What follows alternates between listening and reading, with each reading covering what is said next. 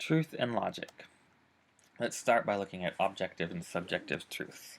A subjective truth is a claim made about a subject. Library paste is the most delectable substance on earth. So in that sentence, library paste is a subject, but what it really is a statement about my preferences. And that sentence can be reworded, I like library paste, or I think that library paste is the most delectable substance on earth. So it can be rephrased to make me the subject.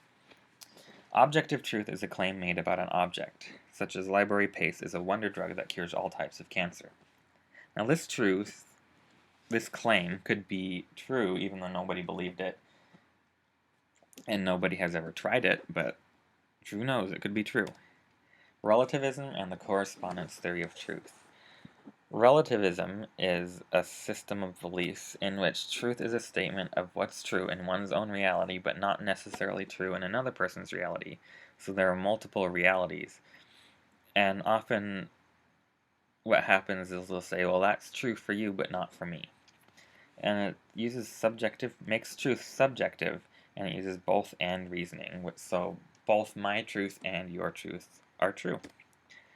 Now the correspondence theory of truth is a system of logic in which truth is an expression that corresponds to something in reality. So it actually exists, and there is one reality.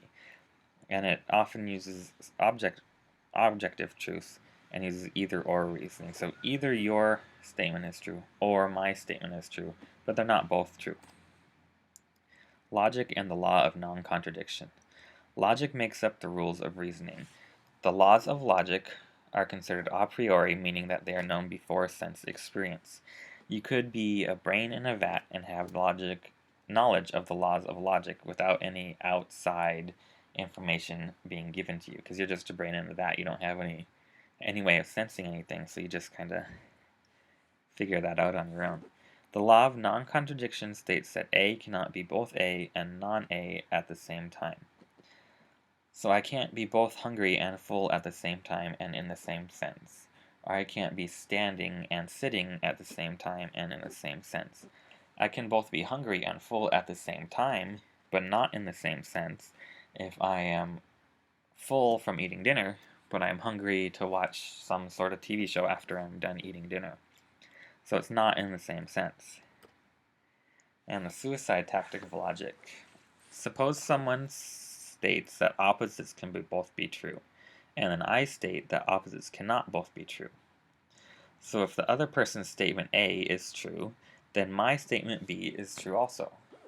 But if my statement B is true, then their statement B is automatically false. Now, how about the taking off the roof tactic? Is relativism practical in all situations? Would you reject the law of non-contradiction in law, banking, or medicine? Suppose someone goes to the doctor and the doctor tells him that he has an inoperable malignant tumor and that he had 2 months left to live. But the man, a relativist, responds, that's true for you, but not for me. Who is right? The doctor probably did all these tests to determine whether he had cancer or not. But since the guy didn't want to believe it, he just said, well, that's true for you, but not for me. So the doctor believes he has cancer, but the man doesn't. Who's right? The man can't both have cancer and not have cancer at the same time and in the same sense.